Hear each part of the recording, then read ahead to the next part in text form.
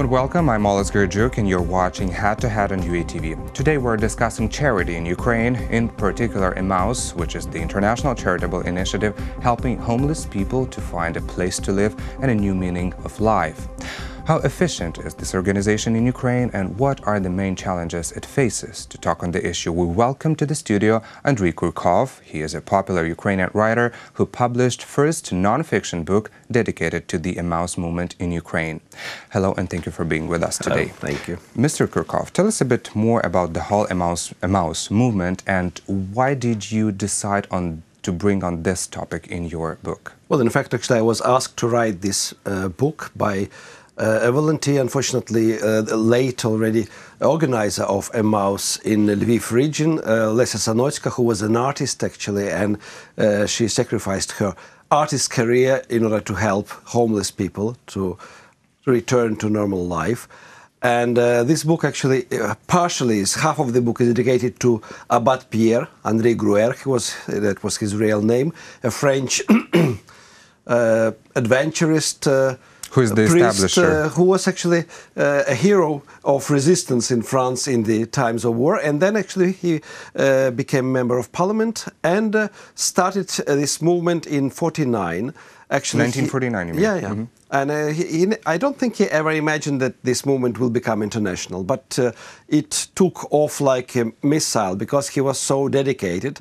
And he did so much. He organized actually homeless into communities and taught them how to earn money, how to pay for their life, how to organize communal life if you cannot live separately or you cannot survive separately. When did this movement become international? I think first in 1950s already, there were first communities in Switzerland, in Belgium. There were very funny stories, for example, because he was so famous in this activity that the Swedish young people wanted to also to join EMMAUS, and then they were upset and wrote him a letter that, sorry, we want to help somebody, but we cannot find homeless people in Sweden. So he went and gave them a lecture and advised them to go to India and to Brazil, and 60 or 70 young people actually took 1 year off the studies and went to India and to Brazil. So, I mean, the geography of this association or organization is huge, from Chile, from Mexico, United States to Japan. Well, planet-wide. But when did Ukraine join this initiative? Well, Ukraine was not Ukraine. I mean, the Vinniki community, which is called Oselia EMMAUS, Estate EMMAUS, it was actually accepted by EMMAUS International in 2006 or 7.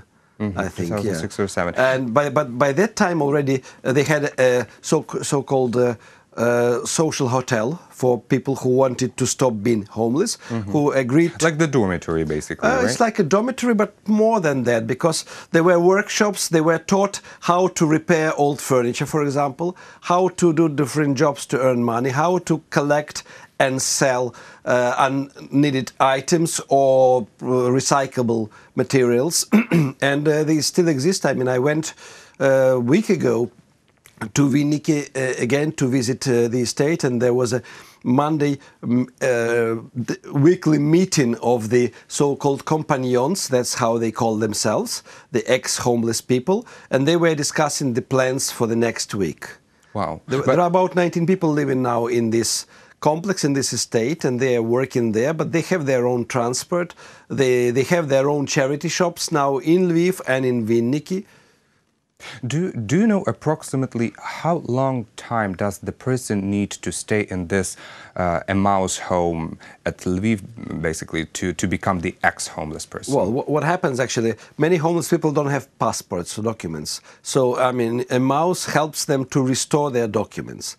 They live in these dormitories, and if they feel that they can live now separately, they go away and they rent a room, for example. I know several of ex-homeless who are renting now rooms or even flats and already working and earning to pay for their lives. But there are people actually who are staying for years and years. I mean, there are people in EMMAUS who are already there for 10 years, 12 years. So they just stay in the community, right? They're like friends, like family. But they already work as some kind of permanent staff of the community. So they have salary from the community, from the money the community earns. They have their own duties, which are different than the duties of other members. Well, I've heard some success stories from EMMAUS. I remember that one guy developed a really good startup business on sewing basically the backpacks, with a good design. Alexander Garondi. Yes. He's of Hungarian origin from Carpathian Mountains. He came actually, escaped from parents, had problems, came to Lviv and found himself on the street. And then at some point he just was afraid that he will lose his life if he stays on the street together with other homeless. So he found EMMAUS himself, came, and then he was actually taught how to repair soft furniture, sofas, etc.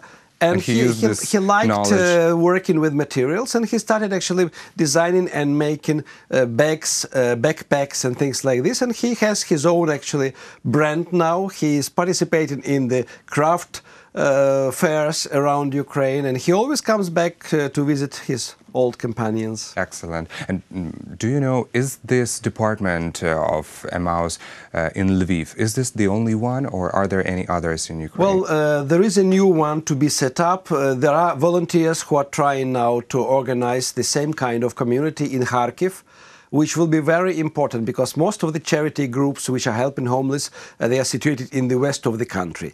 So, I would say in the Catholic areas or Greek Catholic areas. Mm-hmm. And, so does it have something to do with the religion? People are more religious or less religious? Shouldn't be believers in order to be accepted.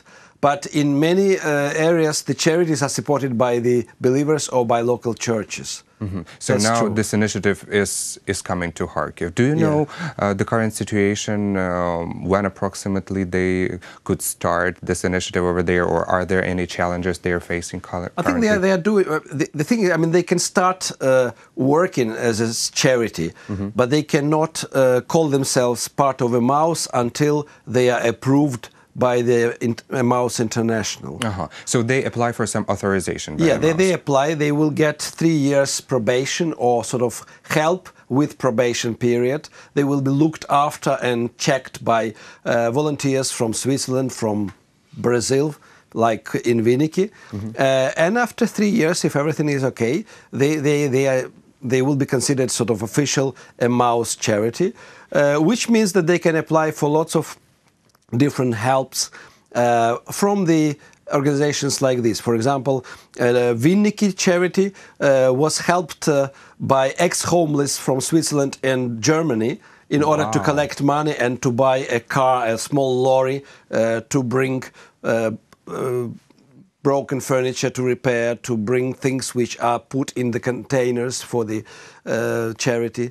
So, I mean, you can get a lot of help. And actually this tradition of homeless people helping other homeless people or ex-homeless helping homeless is quite old because, for example, a Japanese charity was started, EMMAUS, in 1960s when French ex-homeless collected 200,000 francs, which was a lot of money, and sent this money to Japan in order to build a hostel for the homeless.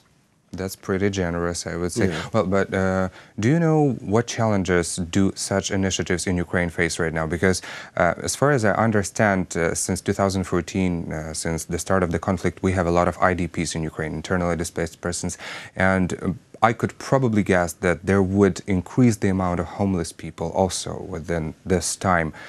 Does this situation with the war in the east of Ukraine influence the initiative, the whole initiative of EMMAUS? Well, it does, because it did change the, I would say, the situation in the whole in the country. For example, there is now a hostel for EMMAUS people in the central Lviv, and 2 rooms are given to the families of refugees from Crimea and from Donbass. And there are homeless people from the east, but comparing to local homeless, they are tiny minority so far.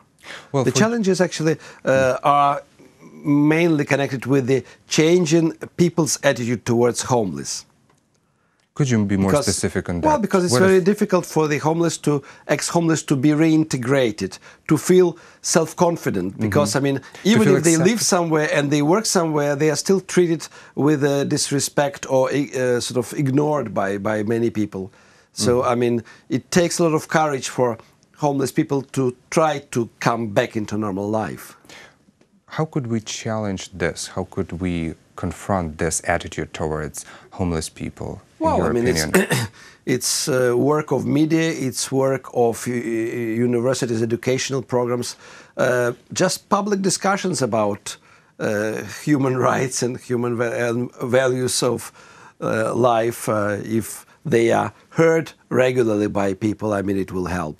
But I mean, for example, in Vinnytsia, the attitude towards homeless changed to better after this hostel was organized, built, and although the locals were against having ex-homeless living next door, but then the locals started helping them. So now the relationship is excellent. This is wonderful. This is a very important issue. And I remember when I used to live in Lviv, this initiative with EMMAUS, it looked very unique to people because nobody could ever imagine that some person who doesn't have a place to stay can just come to some particular house located at some particular street and have some food, receive dinner, some clean clothes, and just stay there overnight, and they would help socialize and find some at least temporary job to earn some money.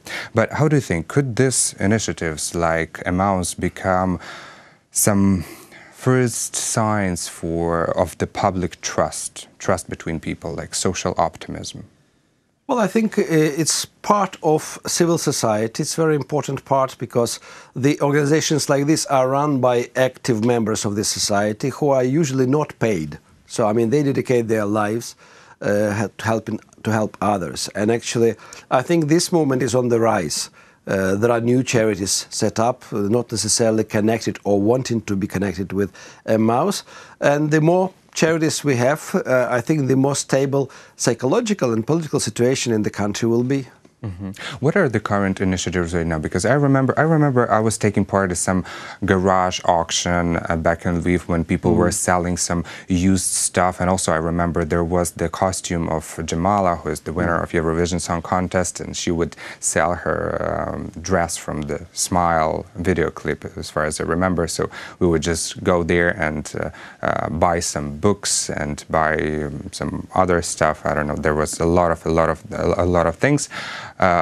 What other initiatives does or events does EMMAUS launches, and also maybe some other charity foundations? Well, in Vinnytsia, Ukrainian EMMAUS actually has an amateur theater, for example, runs cultural events. They do a lot of ecological projects, and every summer they go to Carpathian Mountains to clean mountains from rubbish left by tourists.